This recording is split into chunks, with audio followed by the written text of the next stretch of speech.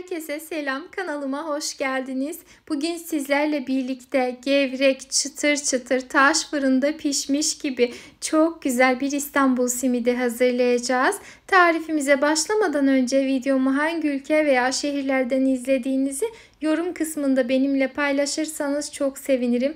Hemen işimize başlayalım. Öncelikle 1,5 su bardağı kadar ılık suyu uygun bir yoğurma kasesine alalım. Üzerine 1 dolu çay kaşığı kadar instant maya ve 2 dolu yemek kaşığı kadar sıvı yağ ilavesi yapıp karıştırdıktan sonra 2-3 dakika boyunca mayanın aktifleşmesini bekleyelim. Hemen ardından 2 dolu çay kaşığı kadar tuz ekleyelim ve son olarak ununu da kontrollü bir şekilde ilave ederek hamuru bir spatula yardımıyla toparlayalım. Unu mutlaka kontrollü ilave etmeliyiz. Kullandığımız unun markasından, cinsinden aslı olarak 1-2 yemek kaşığı kadar oynama olabilir. O yüzden kontrollü ilave etmekte fayda var.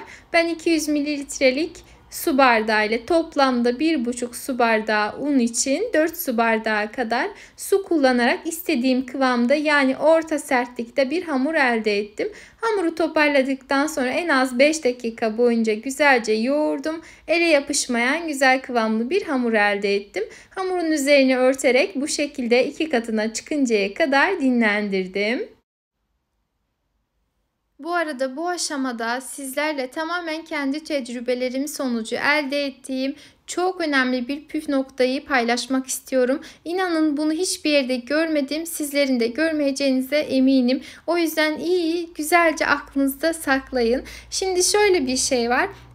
Biz klasik bir poğaça hamuru yoğuruyoruz ve bu poğaça hamurunun hızlı mayasının gelmesi için hemen hızlı bir sıcak ortam hazırlamaya çalışıyoruz veya fırını kısık ayarda ısıtıp içine koyuyoruz. Hemen hızlıca mayalansın ve işimize devam edelim. Ve bu kesinlikle simit hamuru için hiç doğru olmayan bir uygulama. Yani hemen hızlıca mayalandırayım, simitlerim hazır olsun derseniz o muhteşem lezzeti kaçırmış olursunuz. O yüzden çok az maya ile çok uzun süre fermente olmuş, soğuk ortamda yavaş yavaş mayalanmış hamuru tercih edin. Yani mesela bugün simit hazırlayacaksanız dün akşamdan hamurunuz artık hazır olmuş olsun. Bu benden sizlere çok önemli bir püf nokta. Şimdi alın bu bilgiyi, ne yaparsanız yapın demeyeceğim. Çünkü bu bilgiyi alın ve aklınızın bir köşesine yazın. Hep orada dursun. Çok işinize yarayacak, emin olabilirsiniz. Ben sonuç olarak ne yaptım şimdi? Hamuru önce 8 eşit parçaya kestim. Ardından her parçayı kendi arasında 2'ye böldüm ve toplamda 16 adet bez elde ettim. Unlanmış bir tepsiye aldıktan sonra üzerini hava almayacak şekilde kapatıp böylece 10 dakika dinlenmeye bıraktım. Hemen peşinden sosu hazırlamakla devam ediyorum. Bunun için yarımşar çay bardağı olacak şekilde pekmezi ve suyu uygun bir kasenin içerisine aldım. Üzerine 1 dolu yemek kaşığı kadar un ekleyip un içerisinde tamamen açılana kadar, yani topak kalmayıncaya kadar çırpıcıyla çırptım. Bu şekilde hazır ettikten sonra kavrulmuş susamları uygun bir tepsinin içerisine alıyorum. Genişçe bir tepsi tercih ederseniz işiniz daha da kolay olur. Bu arada mutlaka hazır taş fırında kavrulmuş susamları tercih edin derim. Çünkü sonuçlar arasında, yani evde kavurduğumuz susam ile dışarıdan hazır aldığımız susam arasında gerçekten dağlar kadar fark var. Yine de isteğe bağlı, tabii ki de evde de kavurup yapabilirsiniz. Ancak sonuç aynı olmayabilir. O yüzden bu püf noktayı da sizlere söylemek istiyorum. Ben hemen hızlıca dinlenmiş hamurları tezgahın üzerine alıp elimle şeritler halinde videodaki şekilde şekil vererek işime devam ediyorum. Önce birkaç tanesini bu şekilde hazırlayacağım. Hamura şekil verirken çok fazla un kullanmamaya dikkat edin ki daha sonra hamuru birbirine yapıştırmakta zorlanmayasınız.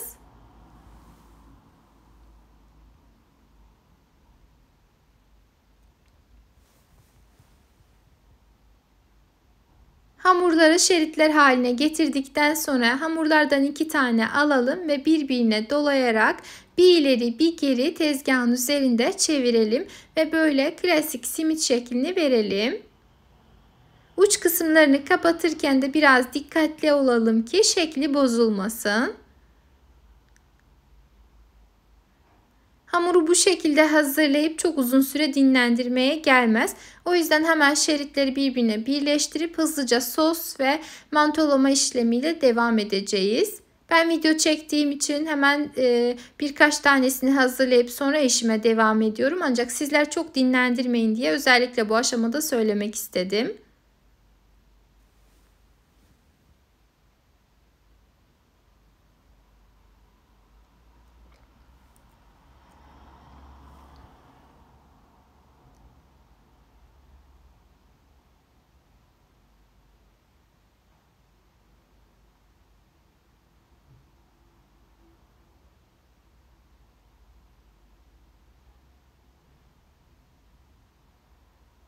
Birkaç hamura şekil verdikten sonra öncelikle pekmezli sosun içerisine bandıralım. Bu aşamada benim gibi bir kevgir kullanırsanız daha güzel olur. Her tarafa sıçramış olmaz. Yavaşça böyle kaldıralım. Suyunu yani sosunu süzdükten sonra susamın içerisine atalım ve bu şekilde devam edelim.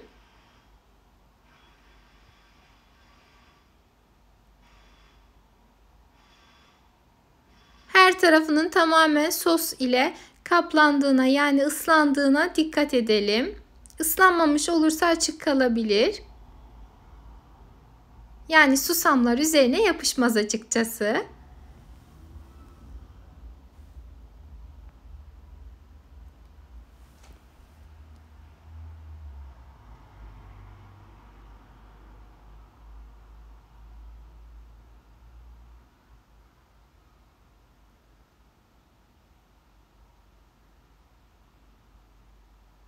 Şimdi elimizi susama batırmadan önce mutlaka ellerimizi kurulayalım.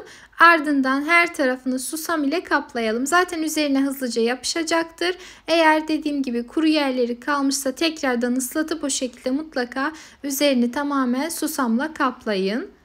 Orta kısmının boş olması lazım. Birazcık da kabaracağından çok poğaçamsı görüntü elde etmemek için mutlaka simitlerinizin genişliğini yani daire şeklini geniş bırakın. Elinizde hatta biraz genişletip o şekilde tepsiye alabilirsiniz.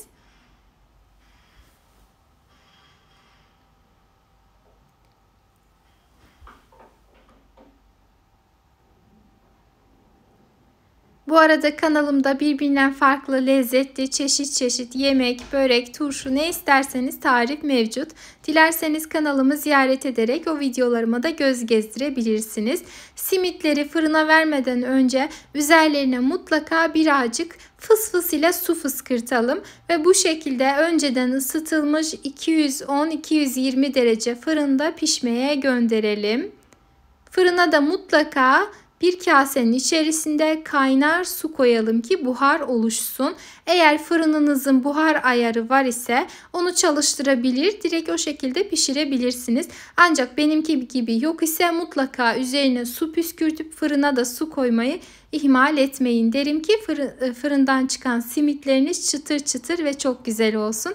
Bu şekilde artık fırından çıkardım. Gördüğünüz gibi hazır simitler gibi görünüyor ama inanın lezzeti ondan kat be kat güzel oldu. Arka fonda çok fazla gürültü olsa da nasıl güzel olduğunu kendiniz de görüyorsunuz. Hani anlatmaya gerek yok derler ya, işte gerçekten öyle bir tarif. Mutlaka deneyin. Denedikten sonra deneyecek olan herkese fikir olmak amaçlı deneyimlerinizi yorum kısmında bizlerle paylaşmayı ihmal etmeyin lütfen. Eğer beğendiyseniz de faydalı bulduysanız, sizler için yararlı bir video olmuşsa beğenmeyi, yorum yazmayı, kaydetmeyi ihmal etmeyin lütfen. Bir sonraki video tariflerim için kanalıma tamamen ücretsiz bir şekilde abone olarak bildirim zilini tüm olacak şekilde etkinleştirmeniz yeterli. Tekrardan görüşmek üzere.